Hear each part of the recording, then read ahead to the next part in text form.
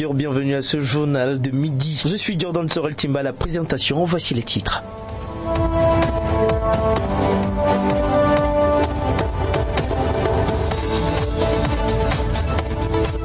Les mototaximans de la ville de Yaoundé font face à un véritable calvaire lié à la consommation à compte-gouttes du carburant depuis dimanche dernier. Une note présente sur les réseaux sociaux signée des ministres de la Santé, du Commerce et des Mines, de l'Industrie et du Développement technologique souligne qu'il va encore falloir attendre 4 ans avant que le whisky en sachet ne quitte la scène du marché. En sport, football, le Tchad et la République centrafricaine sont au Cameroun pour prendre part au tournoi de l'Union des fédérations d'Afrique centrale qui s'ouvre dans 2 jours du côté de Limbé. C'est tout pour les titres, mesdames et messieurs.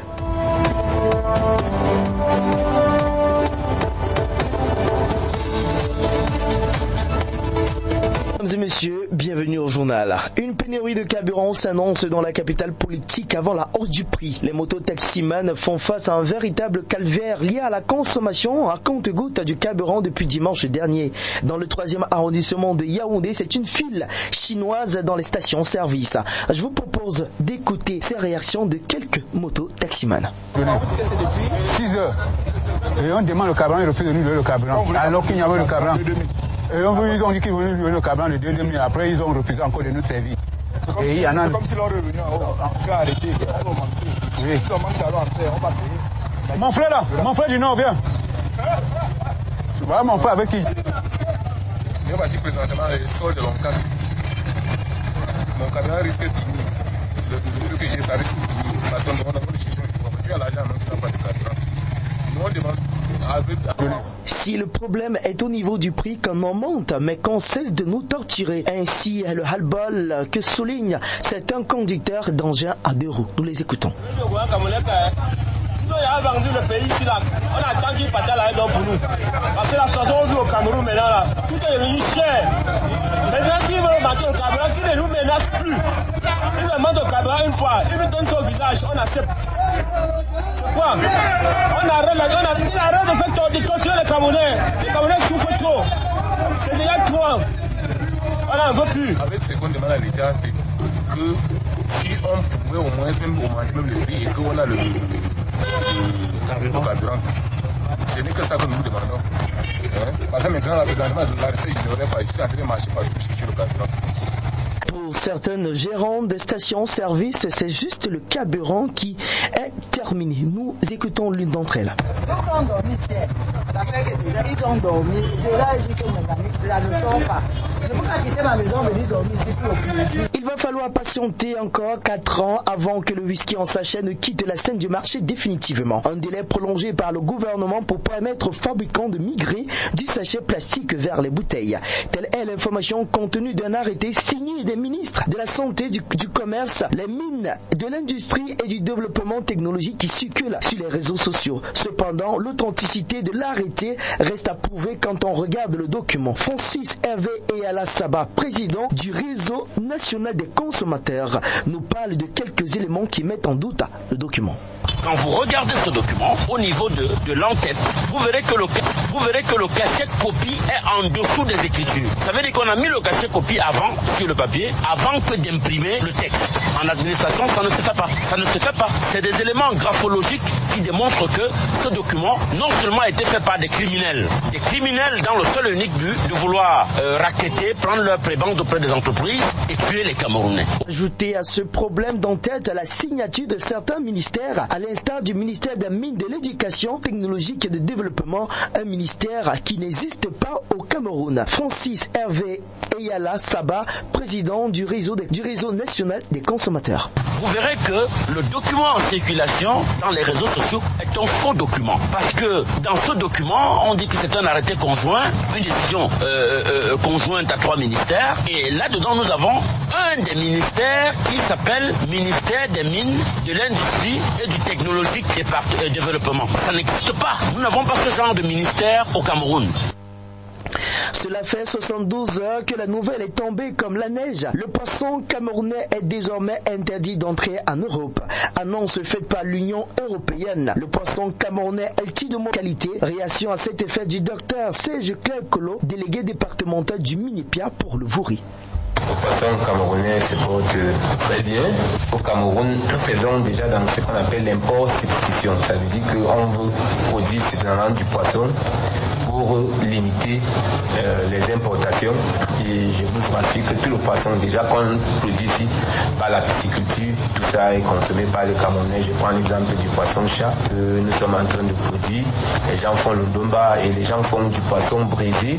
Essayez de manger le poisson braisé à la cellule, vous verrez que vous n'allez même plus jamais manger le maquereau braisé. Pour accroître le rendement de la production de ce secteur, le département ministériel a engagé des formations de pêcheurs à travers le pays. On prend l'exemple de l'école des maîtres pêcheurs de Bonamatumbe où nous sommes en train de former des jeunes qui vont faire la pêche artisanale et remplacer progressivement tous ces étrangers des pays limitrophes qui font la pêche chez nous, parce que quand ils font la pêche, une bonne partie de ce qu'ils ont pêché va à l'extérieur alors que ça doit rester ici. Ça fait partie de la situation qu'on est en train de faire. Et aussi au niveau de la pêche industrielle, il y a l'école de Limbe et le Linafi. On est en train de former les marins, les grands ingénieurs qui vont conduire les bateaux industriels pour remplacer progressivement tous ces étrangers. À l'étranger, le président du Gabon, Ali Bongo, vient de nommer un nouveau premier ministre à la personne de Alain-Claude Bilebinze qui remplace Rose Christiane Essouka qui devient vice-présidente. Une nomination qui arrive à 8 mois des élections présidentielles. En sport football, une audience a été accordée hier lundi par le ministre de la fonction publique et de la réforme administrative au président de la FECAFOOT. La relance du football des vétérans était au cœur de cet entretien. Écoutons tour à tour le président de la FECAFOOT, Samuel Eto'o-Fils, et le ministre de la fonction publique et de la réforme administrative, Joseph Lé. Nous avons évoqué, parce que nous sommes en train de relancer le championnat corpo vétéran, nous voulons voir nos idoles, les Milan, les papas et les autres dans cette salle. J'ai demandé à papa de recevoir le président de cette commission qui est le président Massassou. Je commence par remercier le président de la Fédération camerounaise de football, M. Samuel Eto'o, pour sa visite en ce début d'année. Il a tenu à venir nous souhaiter une bonne année 2023. Ensuite, parler un peu du sport dans les administrations publiques au Cameroun, notamment du football, qui doit se développer encore et encore. Et à cet effet, nous avons trouvé très intéressante l'idée de relancer les championnats de corpo et vétérans en liaison avec d'autres fédérations, avec le ministère des Sports et de l'Éducation physique, parce qu'il m'a dit, et c'est vraiment, mon cher père, lâchez pas le sport. C'est ça qui va vous maintenir pendant longtemps encore en vie et surtout en forme. Il y a de belles perspectives entre la Fédération camerounaise de football et toutes les strates de notre société. Le football ne doit pas se limiter au football professionnel. Ça doit être à tous les niveaux, les petits-enfants, les jeunes, mais aussi les adultes. C'est pour ça qu'il tire à vulgariser cela à travers les administrations. Vous avez dû constater d'ailleurs que nous ne sommes pas la seule administration qu'il visite, et ailleurs. Parce qu'il faut que tout cela fasse l'objet d'un travail en parfaite synergie. C'est la fin de ce journal, mesdames et messieurs, mais avant, le rappel des titres.